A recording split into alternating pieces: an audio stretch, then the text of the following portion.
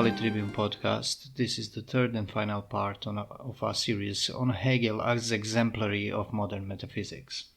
In this third part, we'll attempt to conclude with some illustrations concerning the reflections of Hegel in the distant mirror of partly our own day and age and partly of the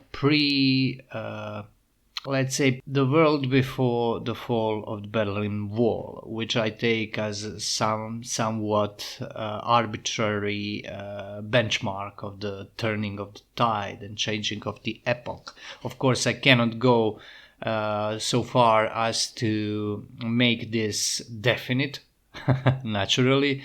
For one thing, however, because both you and I are living in the epoch of this post-modernity, that is to say, really world after modernity, and we cannot really, therefore, encompass it in our thought, as Hegel would put it.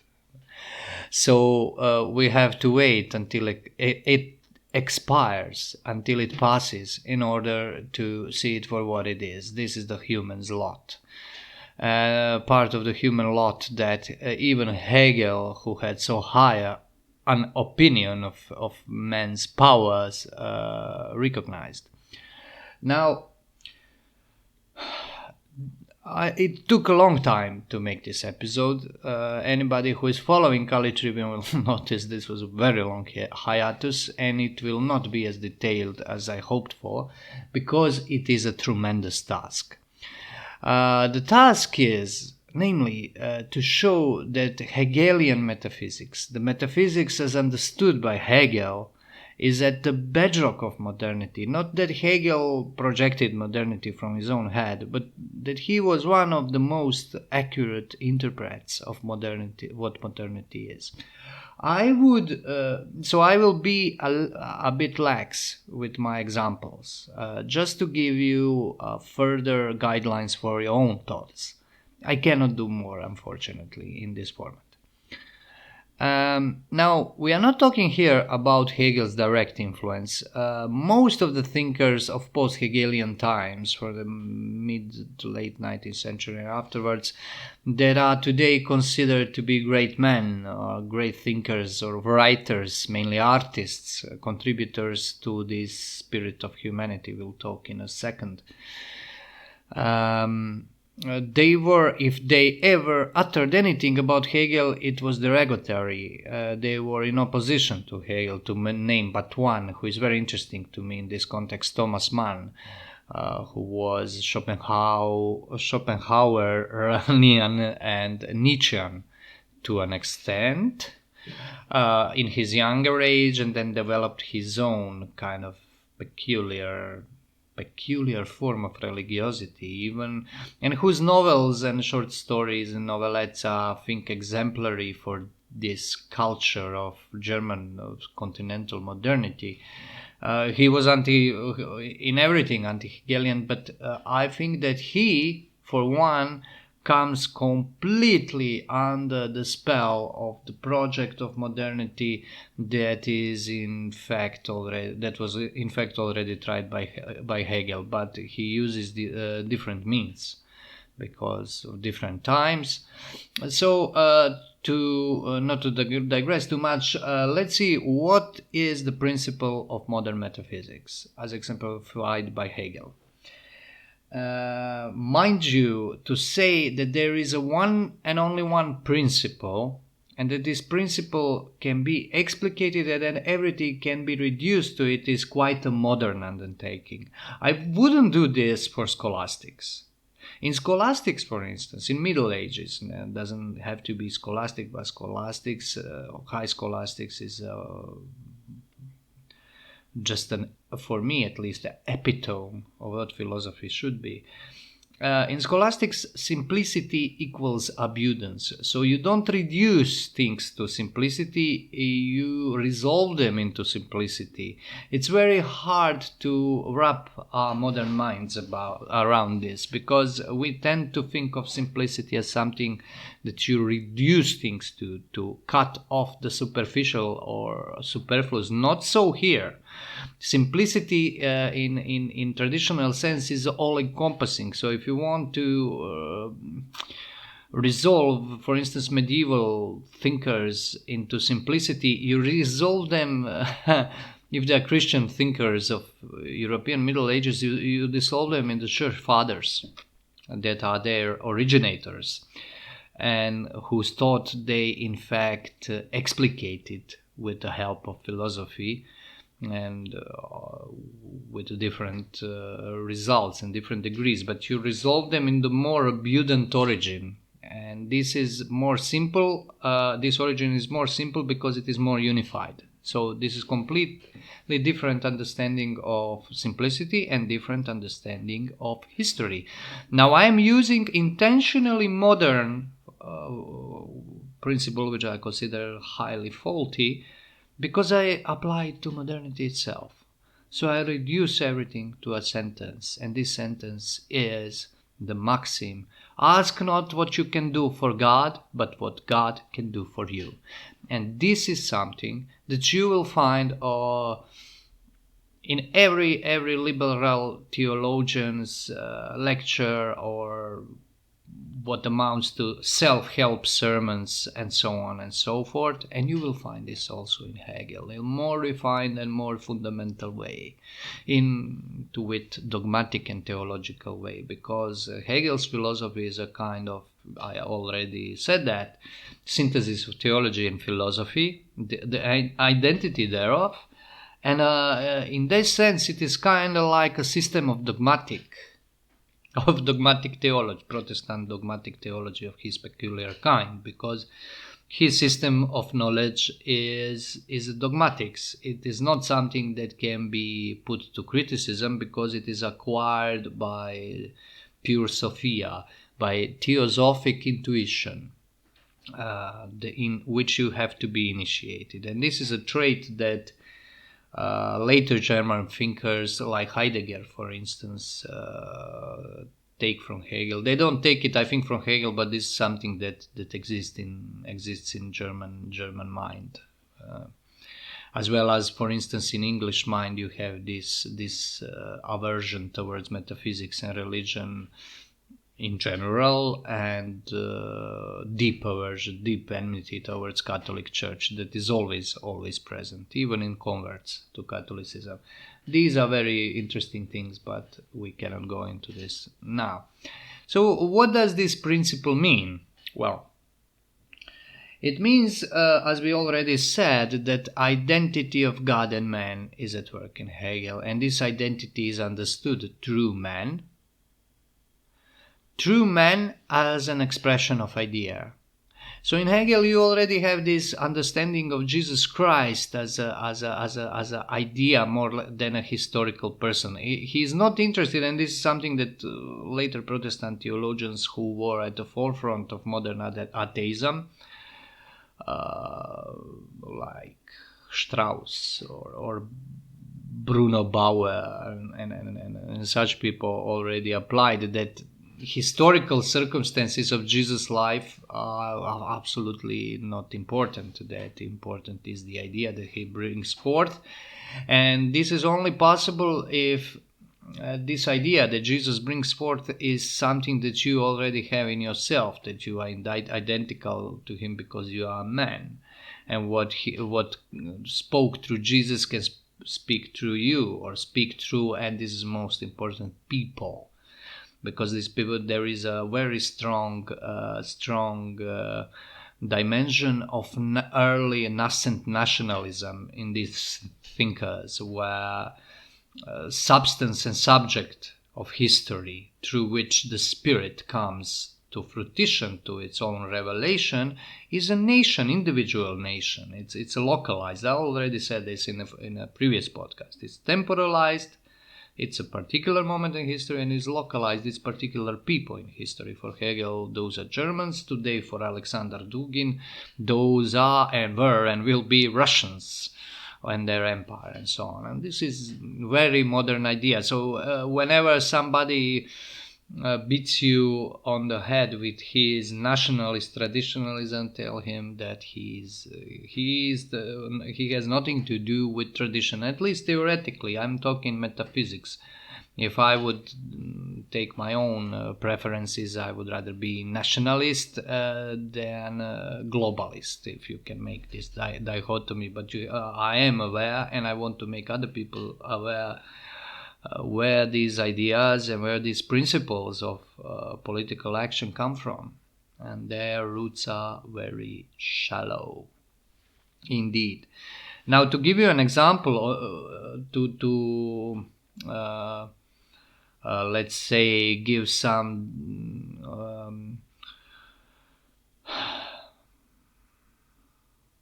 substance to this Jesus example. One I heard just recently that, for instance, Jesus is saying that you'll sooner see camel passed through the eye of the needle than the rich man enter not sooner, but it's more easier for camel to enter to pass through the eye of the needle than for the rich man to enter the kingdom of heaven. Now, there are a few interpretations of this, from the most obvious one, crude metaphor, but Jesus was not into crude metaphors.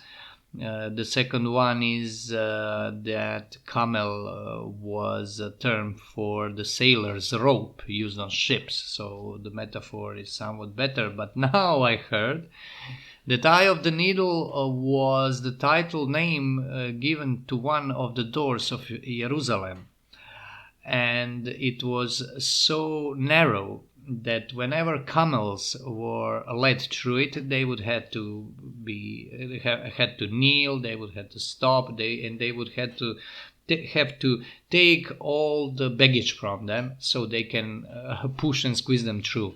Now, if this is true, this gives you quite a clear metaphor what God meant wants to tell you. But on the other hand, this tells us something about this understanding of historicity, because Jesus have to be understood as a historical person. I mean, as a man with ancestry, with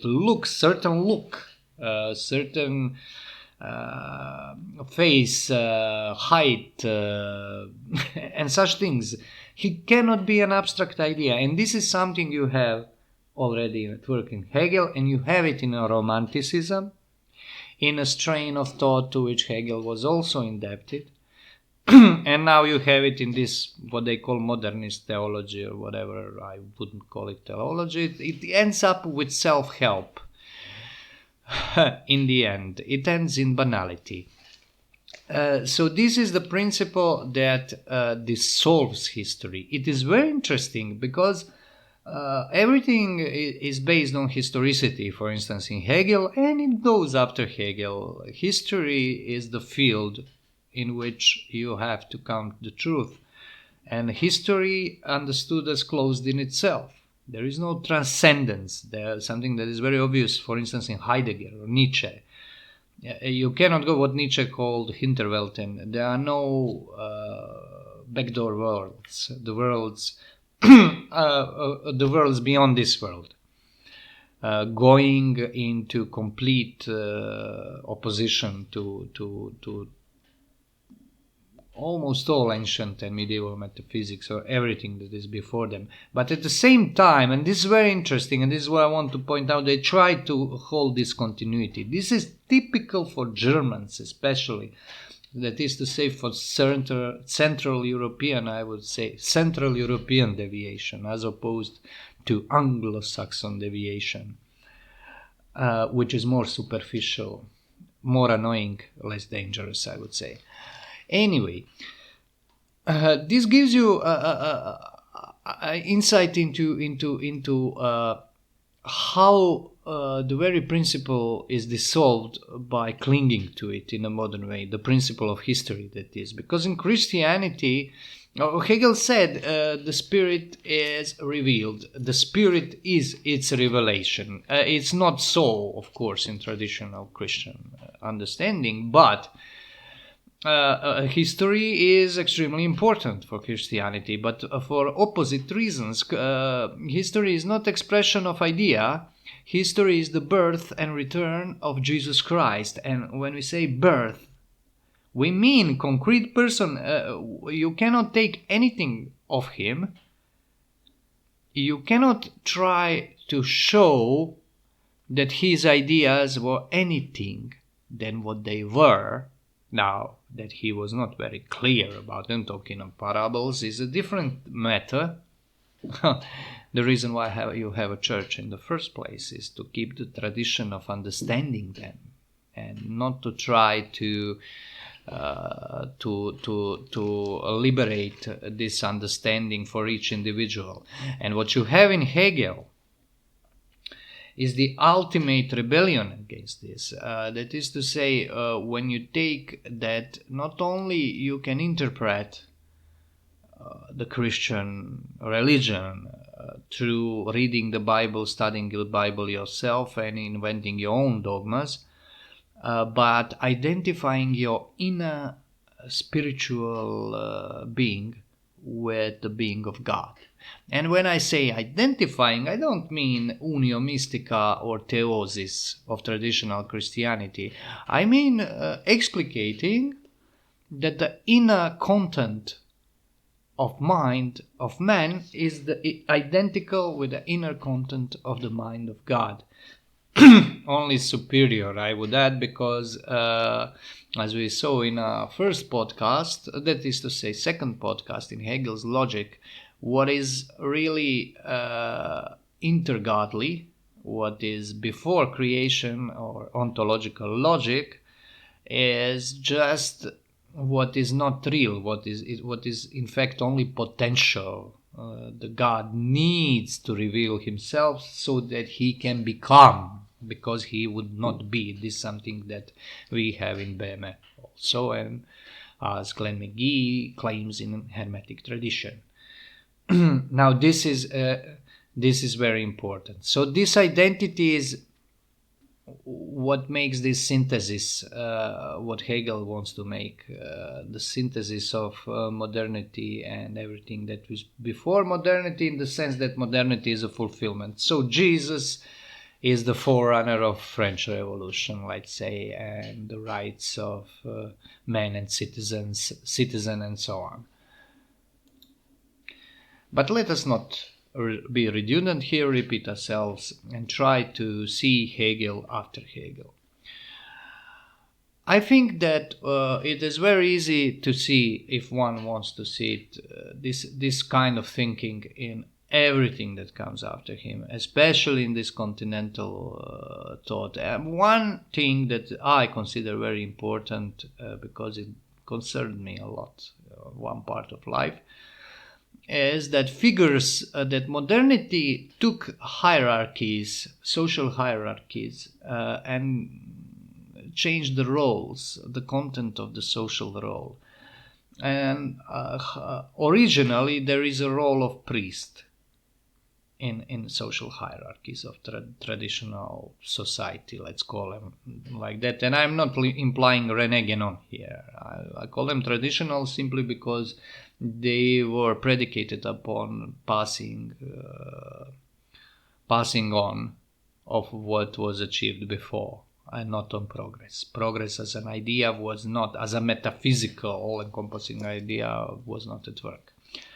Well, you have the priest. It's very interesting when Greeks are talking about India. They say philosophers have a special place, and they are talking about Brahmins, of course. And the role of Brahman in Greek eyes was to contemplate Godhead and to administer rites and so on. And this is also the role of the priest in Christianity. It was the role of the priest in a Roman and Greek society, and so on and so forth. So, for instance, and we are supposed to believe that this is over in modernity, no such thing. Well, like hell, you have a figure of a writer, for instance. You have a figure of a journalist, which is at work now, for instance, especially in my country, but I won't go into that. But where media became a really inversion of what they claim to be, kind of like policing everybody, policing even politicians. But the figure of writer is very interesting to me. A figure of great writer, not every writer. A figure of people like Thomas Mann and so on. There is a figure of philosopher, but not in Platonic sense, because Platonic philosopher is deeply rooted in tradition. Is more like Brahman or Cardinal. Or something like that. No, not Nietzsche or Heidegger. The figure of writer, for instance, as one who is trying to give interpretation of the world, to give you understanding to which all the lower castes will find their bearing upon. One such writer was Thomas Mann, I think premier writer of modernity. It's a tremendously successful writer.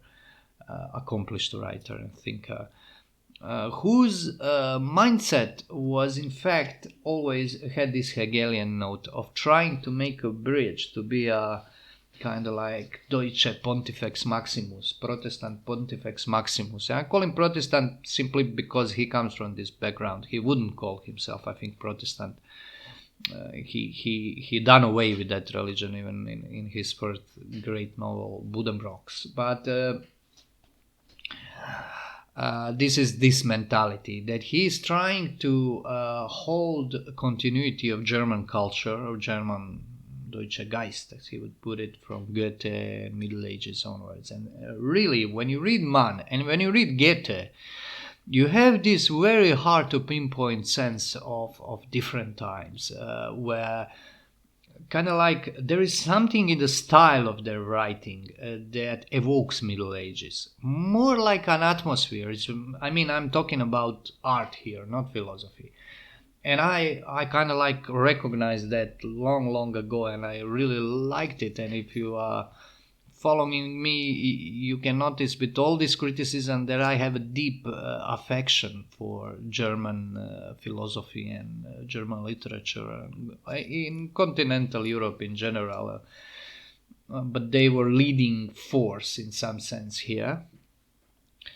But if you want to find a deviation, historical, intellectual deviation, don't look further than Germany, because the depths they can fall in are unbelievable.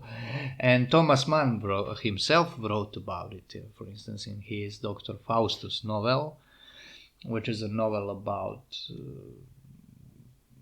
say degradation of Faustian pact that German spirit made with the devil, that gave him a time of great achievements in art and spirit that were paid for with the downfall. And it is illustrated by the figure of Adrian Leverkühn, a composer, German composer, and so on. I would not go into it. This would merit its own podcast, its own essay, a series thereof, if need be. Now, there is this tendency in Thomas Mann. He is not Hegelian by any stretch of an imagination. He was a classical liberal, German liberal and nationalist, and then more cosmopolitan socialist, ending up with a religion that suits him. And this religion was Unitarian Church. And he was very good friends with Unitarian ministers of Los Angeles. Now, if there is a city in the world I can imagine, if after Dubai and Las Vegas, that has nothing to do with continuity of European spirit. That's Los Angeles. Never been there, but I consume a lot of products that are willy-nilly. I would like to skip them, but you cannot escape them. That were brought forth in this place in the world. And a religion that negates Trinity and affirms the humanity and a human ability to change the quote-unquote heal the world, make the world better, even unto, as they say in their Humanist Manifesto, euthanizing everybody that cannot achieve the quality of happy life. So this was the end game for Thomas Mann. For men who had a deep understanding of European culture, of German culture, who had unbelievable education, was a part of this patrician German bourgeois class, people, one of those who hated his own origins, like Adorno and his friend Adorno and Horkheimer, people who by whom the Belle Epoque was called Belle, but they saw it all as hypocrisy and blah blah blah. This is how we ended up by professing that Unitarian churches. So there we have it. How the mighty have fallen. This is now. I started, in fact, with Jakob Böhme, because I was looking at Hegel as rooted in Böhme's thought, that is to say, the thought that gave birth, that Böhme was representative to, gave birth to this peculiar spirituality, semi-Christian spirituality in which Hegel was brought up also. And spirituality it is, mind you. This is not so superficial. Ending up with one of the representatives, in my opinion, of this spirit. Ending up in Los Angeles praising this microwave church, microwave theology that is premised upon cutting all ties with past, in fact, because this is what you have to do once you leave the origin that is always in the past and exchange it for the origin that is always in the future. Now, mind you, just to be fair towards Unitarians, Emerson was Unitarian, Thomas Stearns Eliot's family also, but this is the tendency of these sects and these ways of thinking, ways of these semi-spiritual activities that they degrade into something profoundly banal.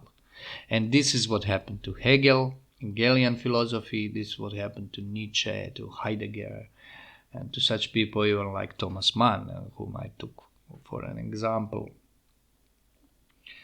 So this all comes, in my opinion, from this humanist understanding of everything. And this is the humanism is the exchange of moderna